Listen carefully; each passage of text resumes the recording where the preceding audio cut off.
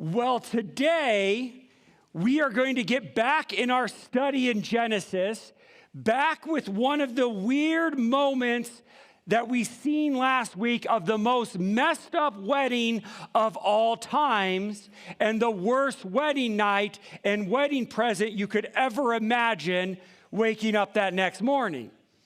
If you remember last week, we kind of came to this place that Jacob being married, and he has 2 wives here.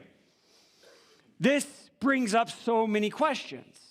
In fact, oftentimes as we look at men like Jacob, men of the Old Testament, we see sin, we see deceit, we see our own horror. We've seen it in Noah, Abraham, we've seen it in Adam, and we've seen it in Isaac. And now Jacob is brought right to this forefront, right to the fact that his sin is right there, but someone else brought sin against him. And in this, because of both his sin and sin against him, he is going to face trouble. He is going to face pain in his life. He is going to face difficulty at home. In fact, so much difficulty that we're going to see that his difficulty at home was every single day. He had daily trouble with his home life over and over and over again. This is what Jacob gets to face, both because of his sin and everyone else's around him. Some of us often get in this place. We sin and we're in a bad spot. We sin and we have trouble. But there's also times that someone sins against us and we're placed in that position of what are we supposed to do? Jacob's home life is horrible. In fact, we're going to look at one of the worst marriages of all time. We're going to look at Jacob struggling with his wife that he loves, struggling to manage a family he never asked for. We're going to see him get hot under the collar, all because of bad decisions. But the interesting thing here is even in these bad decisions, God is going to redeem even though Jacob continues to make bad decisions. Don't you love how the Lord does that? He redeems over and over and over again. And this is where we pick up in the story. If you remember last week, Leah had children. In fact, she had 4 sons. She was blessed with boys. She was blessed with kids that were abounding. And yet, Rachel, the one that is loved, was barren. Rachel, the one that had all the love of Jacob, had no children. But the unwanted wife had 4. Could you imagine being in this spot? This is where we pick up in the story. We see in Genesis chapter 30, verse 1, it says, when Rachel saw that she bore Jacob no children, she envied her sister, and she said to Jacob, give me children or I shall die. We begin with that simple passage, that simple fact that she's looking at her life, and she looks and she says, I don't have children. My sister has 4. My sister has all the kids. She gets all the love. She has everything that's right. And she envied her. This word envy, we don't usually use envy in our English language today. We use the word jealousy instead. She's looking at Leah with jealousy. She's looking at Leah in a spot of just mourning and wanting to be her. Now, could you imagine this? Now, think about the fact that these 2 sisters are together and they don't actually know what each other is going through. We seen last week that Leah was unloved and she cried out to the Lord because she was jealous of her sister.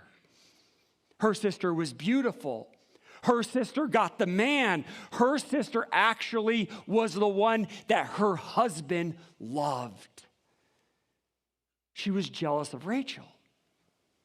But Rachel's looking at Leah with jealousy, and she's sitting there going, but I don't have kids, and my sister does. You see, when jealousy enters our life, when envy enters our life, we know what's going to happen because the Bible tells us what's going to happen when it comes in. It's found in James chapter 3, verse 16. In James chapter 3, verse 16, look what this says. It says, for where jealousy and selfish ambition exist, there will be disorder and every vile practice. Now, this verse, when you look at it, you see where jealousy and selfish ambition exist. How many of us have ever been there? We've been jealous. We've been selfish. We've been in that spot that we have that desire in our lives to be someone else. But look what the Bible says. It doesn't say there might be. No, it says there will be disorder and every vile practice. This is where Rachel's at. She has jealousy. And in fact, we actually can understand why she does. Rachel was giving the worst lot in life of all times. She was not supposed to share her husband with her sister. Her dad tricked her and him. Her sister went along with it. And somehow Jacob had that special wedding night with his sister. Could you imagine her feelings and wondering, does he even love her? How could he not know? Think about the pain that she's in. In that moment, we can sit there and say, yes, she is in pain. But in that pain, she's going to respond. You know, oftentimes we see someone respond and we're like, why did you respond that way? Almost trying to justify it. If we did that, Rachel will never be wrong, but she is. There was a statement that used to be said over and over and over again, and that is, two wrongs don't make a right. Have you ever heard that before? Yes. The problem is we often don't have that anymore. We like to say, you know, if someone wronged me, I can hurt everyone else because I'm hurt also. But that doesn't make it right. You see, this selfish ambition, this jealousy that she has is going to bring disorder. So she looks at Jacob and she cries out to him, give me children or I shall die. So what does Jacob do? How does Jacob respond? Look at the next verse. It says, Jacob's anger was kindled against Rachel, and he said, am I in the place of God who has withheld from you the fruit of the womb? Rachel looks at her husband in her hurt, in her pain, in everything, and she cries out, give me children or I shall die. And Jacob gets mad. Now, this is probably not the first time he heard it. This is probably not the very first time Rachel came to him and said, I want children. Remember, she's watched her sister be pregnant 4 times. Jacob knew she wanted to get pregnant. Jacob knew she was there. She wanted a child. Jacob knew all of this. And she comes to him, and what does he do? He responds in anger. He's mad.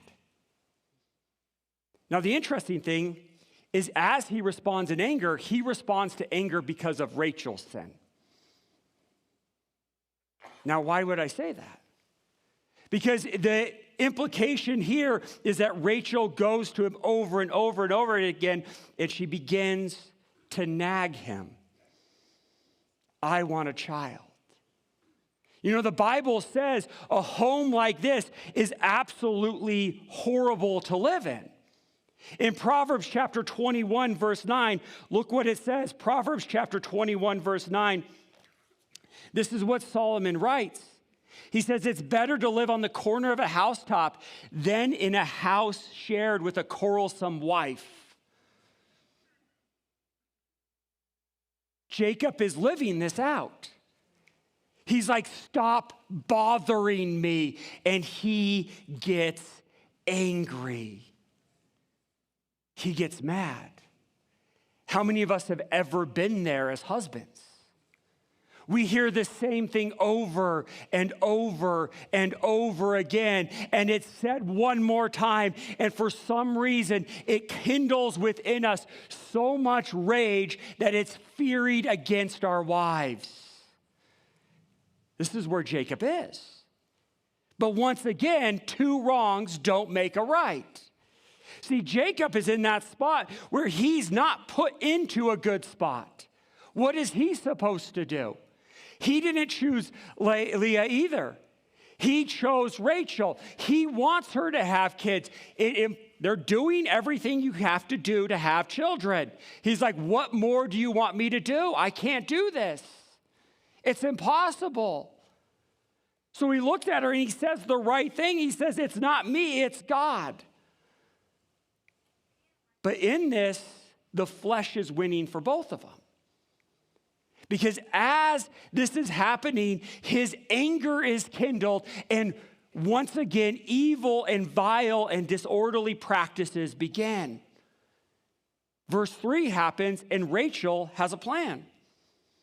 So Jacob's mad, and Rachel then says to him, she says, here's my servant Bilhah, go in her so that she may give birth on my behalf, that even I may have children through her.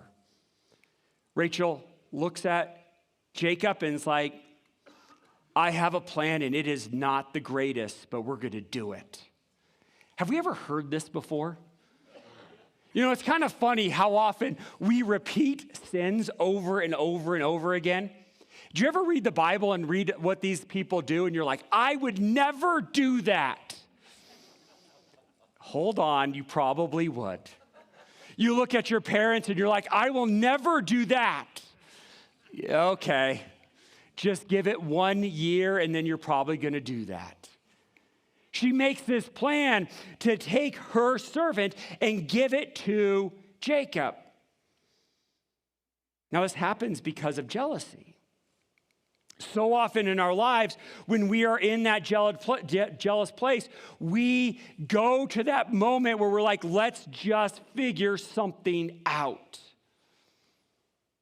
Rachel is brokenhearted. Her husband's in anger. Her husband's in rage. And the worst part is, Jacob goes along with it. Have you ever gone along with sin just to avoid conflict? You're like, I know I should say something, but I don't want to say something because I'm going to get in more trouble. The fight is going to be greater than I ever imagined. Everything is going to rock. So I'm going to just go along with this plan. But the problem is Jacob actually messed up from the beginning. You see, just as Rachel had that spot of being a quarrelsome wife, we actually see that Jacob could have stopped this right here. And the children of Israel could have come through everyone how God designed it. But yet, Jacob did not. You see, Jacob responded in anger. And in anger, Rachel responded with a bad idea. But Jacob could have responded with grace. See, in Proverbs, it tells us in Proverbs chapter 15, verse 2, Proverbs chapter 15, verse 1 and 2, it says, a soft answer turns away wrath, but a harsh word stirs up anger. The tongue of the wise counsels knowledge, but the mouth of the fool pours out folly. Wouldn't it have been better if Jacob looked at Rachel and her hurt and her pain? And instead of responding in anger, he responded with a soft answer.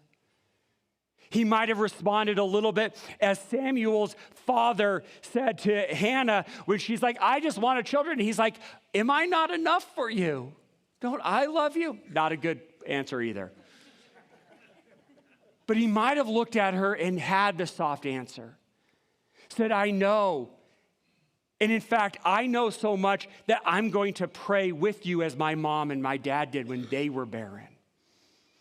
I know the pain that you're going through. I understand that. I'm living this world with you, and I want to walk with you. But instead, he responded with anger. And his anger caused Rachel to have a bad response. Do you see how their own sin keeps snowballing over and over and over again in this daily trouble? It's going and going and going. Now it's bigger and bigger and bigger. And now Jacob, who wanted one wife, has 3. That is a lot of wives. So he has this other wife. And as he has this other wife, Rachel is encouraging it. She's like, her children are my children. So Jacob has marital relations with her. This is what it says. It says, so she gave the servant Bilhah as a wife to Jacob, and Jacob went into her. And Bilhah conceived and bore Jacob a son. And Rachel said, God has judged me, and he has also heard my voice and gave me a son. Therefore she called his name Dan. And Rachel's servant Bilhah conceived again and bore Jacob a second son. Then Rachel said, with mighty wrestlings I have wrestled with my sister and have prevailed. So she called his name Naphtali. We see that in this moment, she gives her servant to Jacob. This is a wife that she knows and probably liked a lot more than her sister. And as she was there, she bears him the first son and calls his name Dan, which means judgment. It's interesting that as she names her son, it is simply put, judge. God has judged her and has heard her voice. But also we see that next one, her next son, Naphtali, is there, which means wrestle. She has wrestled against her sister and has won. Now I want you to really just remember this picture of what she has said. In this time, she named these children. She named these 2 boys, and her name against these 2 boys were directly against her sister. God judged me, and I wrestled, and I won against my sister. Have we ever been in that spot where we're so angry with someone else that's hurt us that we're willing to hurt ourselves to hurt them? And we look at it and it happens and we're in pain and they're in pain and they're like, but I'm still winning. Is she winning? I don't think she's going to win. Because in this, what happens in jealousy, what happens in envy, what happens when evil and vile pursuits happen, what happens when disorder goes on, we don't respond the greatest. She might feel like she won right now, but the problems at home get even worse because the envy spreads. You know, there's 2 things that are contagious in life: the joy of the Lord and envy. If we start envying, everyone around us will start envying. If we praise the Lord and we have the joy in him, it's amazing how content we can be. So Leah is sitting there. Her sister now has a surrogate mother that's a wife of Jacob. So Leah's like, I have a great idea. Let's do it also. Look what it says. It says, when Leah saw that she had ceased bearing children, she took her servant Zilpah and gave her to Jacob as a wife. Oh, isn't that beautiful? She's sitting there going, I'm not having any more kids. Now my sister's having kids. I got this plan. Let's do the same thing she did. It worked out so well for her. It doesn't. But that's where she's at. She's in that moment looking, and in that contagiousness of envy, she looks and she says, this is what someone else did. I think that might fix the problem. If only I was like her. If only we did it this way. If only fill in the blank. So she makes the plan. And her plan is to give her servant. But yet she's the one with 4 sons. She's the one that we started this whole chapter with that is being envied about. And now she has envy. She is not content. The daily troubles that she is in and the daily struggles that she's going through begin to spread and infect more people. And she gives her servant to Jacob. And as she gives her servant to Jacob, look what happens. Then Leah's servant Zilpah bore Jacob a son. And Leah said, good fortune has come. And she called his name Glad. And Leah's servant Zilpah bore Jacob a second son. And Leah said, happy am I, for women called me happy. So she called his name Asher. She has 2 children. 2 baby boys are named. And once again, because of the hierarchy in the family, believe me, polygamy has a lot of issues. This is one of them. Leah gets to name the children. She gets to name each and every one of these. And her names are such lies, as we're going to see. The first one is she's like, I have good fortune because my servant had a child with my husband. Don't you love when we try to make our bad situations sound great? It's really great that I got fired because I stole things. It was God's plan. Was it? Probably not. We love to put that happy spin on it.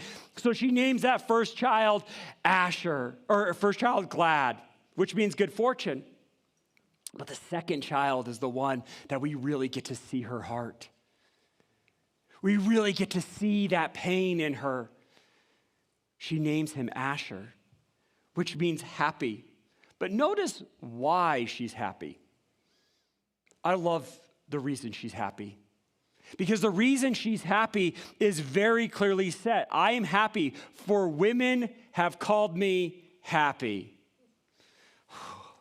If we need other people to tell us that we're happy, we're probably not happy. She needs that other people. She's looking beyond herself. She's like, if other people say I'm good, I'm good. But yet she's lying. She's not telling the truth. And the reason we know she's not telling the truth is because all the trouble returns in the next passage. In the next verse, we see the pain of Rachel and Leah. We see them going at it. We see that Rachel isn't glad she had a son. She isn't happy with the fact that she wrestled against God and against her sister.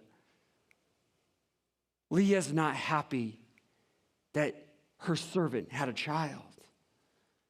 And we see this all because Reuben, Leah's firstborn son, does what boys do. He goes out to the field. He says, in the days of wheat harvest, Reuben went and found a mandrake in the fields and brought them to his mother Leah. Then Rachel said to Leah, please give me some of your son's mandrakes. Now, this seems like a harmless little verse, but realistically, we have to know what's going on in that culture at the time. Now, a mandrake is a root vegetable that actually comes up and has pretty little flowers on top. You don't pull it out and it doesn't scream, just so you know. But it is a root vegetable. And this root vegetable is thought to have a few things related to it. One of them is that if you eat it, it's called a love apple, and it's thought to bring increased fertility in women. Now, we have old wives' tales like this in our culture from like oysters and caviar and chocolate and all that kind of stuff. This was that. She's like, if I eat this plant, I get to have a child. You notice how immediately she sits there and she sees something that might help, something that's superstitious, and she jumps at it. How many of us in our trouble do we go after superstition? Do we sit there and we're like, my life isn't going the way I wanted. The trouble at home is over and over and over again, day after day after day, and it's wearing on me and wearing on me and wearing on me. And we're like, maybe this superstition, if I only walk through the doors backwards, everything is going to be better. That's where she's at. She wants this root vegetable. She wants to eat it. She wants it so that she can have a child. She's probably in the place of saying, I've tried everything and nothing has worked. But she hasn't actually tried calling out to the Lord. Once again, in all of these stories, we see the absence of God. We see the absence of the fact that they looked at the trouble and tried to grab it themselves. And as she's there, she gets this root. And Leah looks at her and is like, I'm still jealous of my sister. Look what she says. Rachel says, please give me some of your son's mandrake. And Leah says to her, it is a small matter that you have taken away is it a small matter that you have taken away my husband? Would you take away my son's mandrakes also? Think about that bitterness in this moment. She looks at the woman she stole, or that she stole her husband of, and says, is it a small matter that you stole my husband? Shouldn't Rachel be the one that's like, hold up, you stole my man? Not the other way around. But in this, Leah is looking at her saying, no, you stole my husband. Now, technically, Leah is correct. Technically, she was married to Jacob before Rachel, even though Jacob thought he was marrying Rachel. And she starts to yell at him. And in this jealousy, in this rage, we see that the heart-wrenching moment of both of them come together. Because it continues on. This is how Rachel responds to that. Then he may lie with you tonight in exchange for my son's mandrakes. You see the pain of these two coming together. You see them rivaling with each other. You see them angry at each other. This is why the Lord told us not to do this in Leviticus chapter 18, verse 18. Just so if any of you guys thought it was a good idea to marry your wife's sister, the Bible says no. This is what it says. And you shall not take a woman as a rival wife to her sister, uncovering her nakedness while her sister is still alive. We see the rivalry at the forefront. And Leah and Rachel negotiate. Rachel's like, fine, have him. Take him for the night. Now, we don't know the arrangement that they had. We don't know how this actually worked, but Rachel gave Leah that night to Jacob. And it says in verse 16, when Jacob came from the field in the evening, Leah went out to meet him and said, you must come in to me, for I have hired you with my son's mandrakes. So he laid with her tonight. Isn't that the most romantic sentence ever? I hired you tonight. Now, Jacob obviously doesn't, persist. He kind of is like, all right, or protest. He's kind of like, okay, you hired me. I guess it's your night. I don't know how it worked. But there is an implication that they did have some sort of mutual shared time together. And as they did it, he laid with her. And now we see God listen to Leah, and she conceived Jacob a fifth son. Now think about that. In all of these moments, in all of this time, God is still listening. You know, there's so many times in our lives that the daily trouble, we forget God. We try to do things on our own. We try to fix things. We tried every sort of conniving angle we can figure out. And sometimes God still listens to us, even though we're not praying to him. God knows the desires of our hearts, and sometimes he even answers those desires. There's a fact that God still listens to us even when we're in sin, even when we're in our worst times, even when we're broken, even when we have hurt everyone around us and everyone around us is hurting us and there's no way out. God is still listening to her. And she bore a fifth son. And as she bore a fifth son, she names him Issachar. And Leah says, God has given me my wage because I gave my servant to my husband. So she called his name Issachar. She looks and she's like, God has given me my wage. Now she looks at this in a positive manner, as much of a positive manner as she can. She's saying this is her reward for giving her sister. Now we know that that was, or her servant, that was not something she truly desired, but we see this positive attempt at that switch. And as she has that switch, she has another child. Look what it says, and Leah conceived again. This time she didn't have to buy her husband. She bore a sixth son. And Leah said, God has endowed me with a good endowment. Now my husband will honor me because I have bore him a sixth son, and his name shall call Zebulun. Oh, isn't that beautiful? She finally has a sixth son. A sixth son. And she thinks that at this point her husband will honor her. His name means dwelling.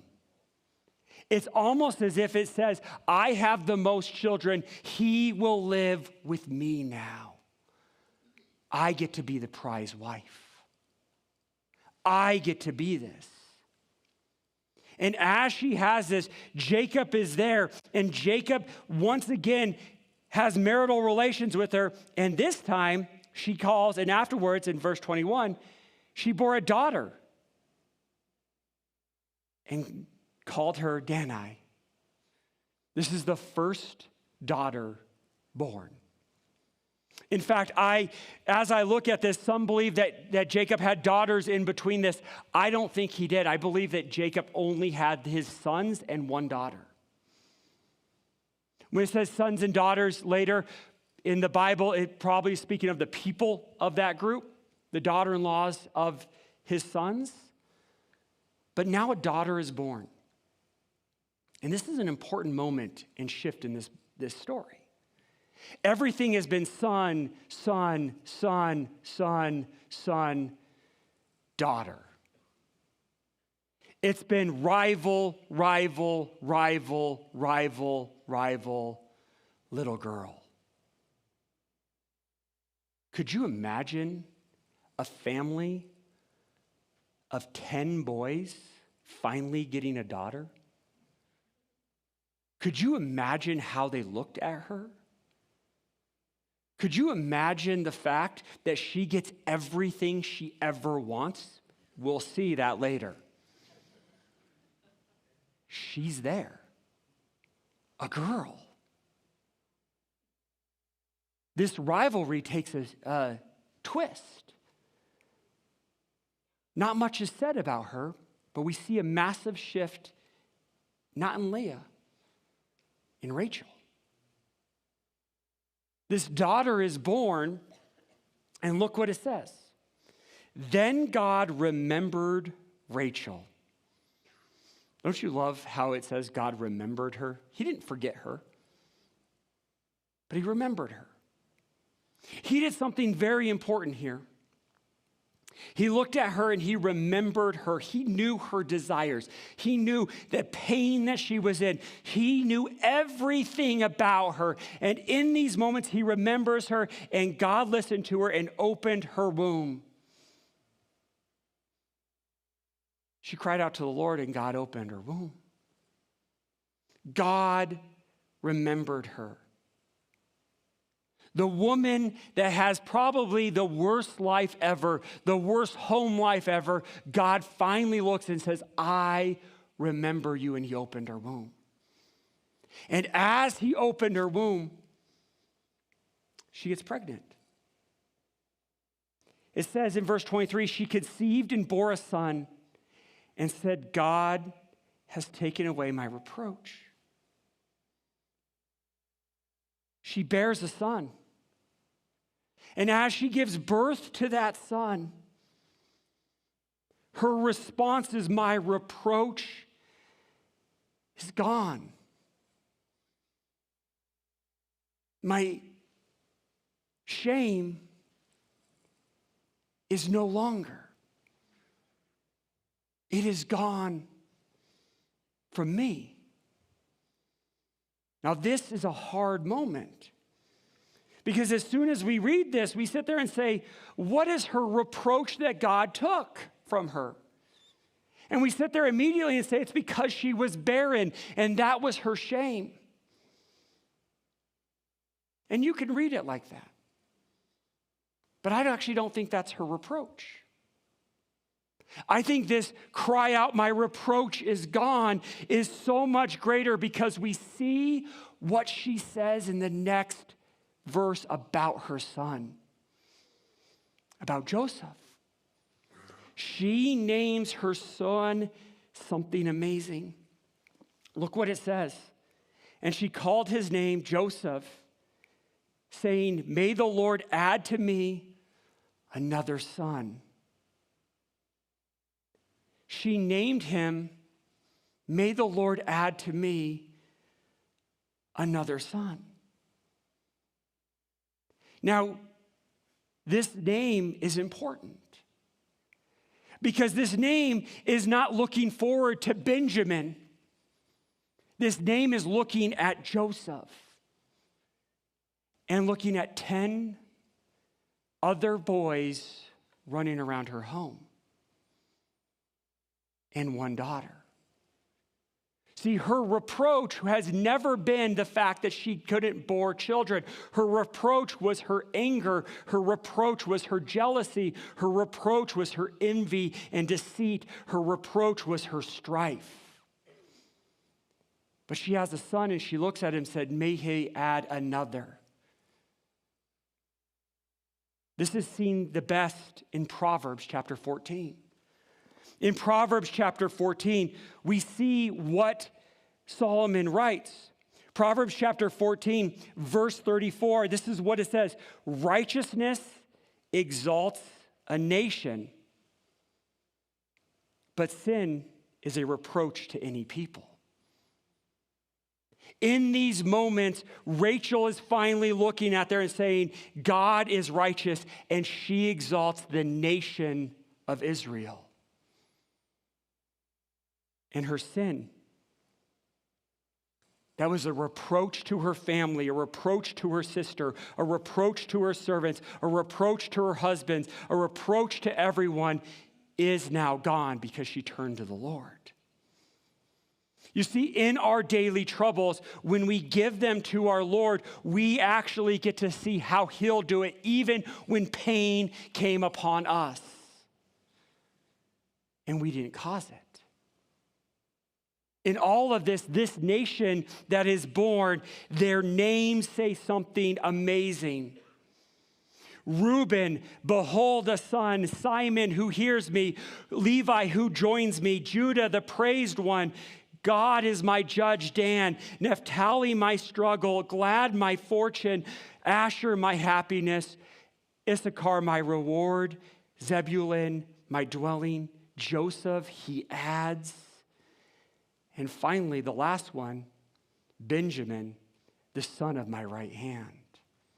If you look at the names of these children, even in their pain, even in the fact that everything was wrong, sin was abounding against each other and to each other, God blessed it with a son who hears us, who joins us to the praised one, the one who judges, the one that knows my struggle, the one that's my fortune, my happiness, my reward.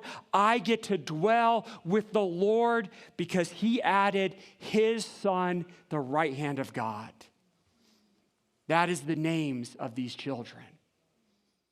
He named them for us.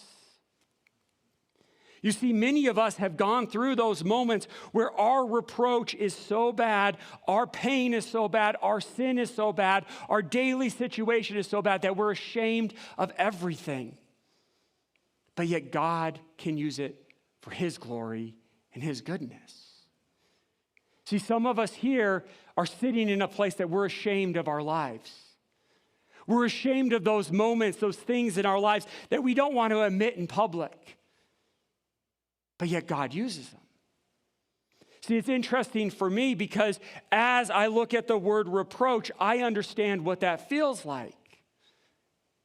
Because when I was a junior in high school, I had to wake up my parents to tell my parents that my girlfriend was pregnant. As a teen parent in high school. 17 years old. People look at you funny. How can God redeem it? That's just your sin that's out there. How can God use that? You sinned and now you created a life. And Christy bore a son, and we named his name William. Not as holy as the rest of the children in Israel. But he had to live life being raised by a teen parent. He had to live life knowing that his parents looked like kids of other parents when we went to parent-teacher conferences. He had to live life where there was a rumor on the track team that he was my brother, not my son. He had to live a life that can seem like a reproach. But yet in these moments, there's a reality that I look at him and I say, he's not a reproach. God redeems him. See, God can redeem your bad situation.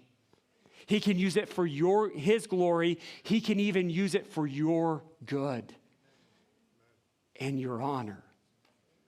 Just as God blessed the reproach of Rachel, Leah, Bildad, and Zilpah, and Jacob. God will redeem our reproach and our daily troubles. Let us pray.